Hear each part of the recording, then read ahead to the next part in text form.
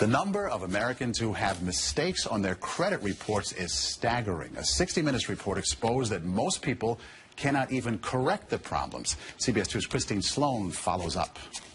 Meg Pasternak says a mistake on her credit report nearly destroyed her credit. We had to present so much documentation to say this wasn't ours, and then we still had to pay something to get rid of it. Pasternak says it took months to resolve the problem. You feel kind of helpless because they got you under the gun if you need to get a new car or a house or for anything. Pasternak is not alone in her frustration. A new government study finds up to 40 million Americans have mistakes on their credit reports. But an investigation by Steve Croft on 60 Minutes finds most people get nowhere trying to correct an error. Ohio's Attorney General tells Croft that is a clear violation of a federal law. The federal law says that if you believe that there is a mistake, you can go to them and they have an obligation to do a reasonable investigation.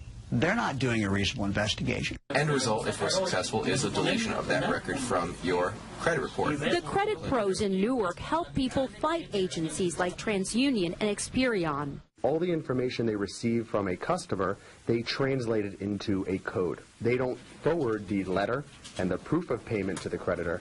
They just forward the 3-digit code. So the best way to protect yourself? Go directly to the creditor rather than going to the credit bureau themselves. Another good habit to get into, check your credit report periodically to make sure there are no changes. In Clark, New Jersey, Christine Sloan, CBS 2 News. And like 60 Minutes, we were unable to get an actual person at the 3 credit reporting agencies. 60 Minutes was referred to the spokesperson for the agencies, who provided a statement citing an industry-sponsored survey that showed 95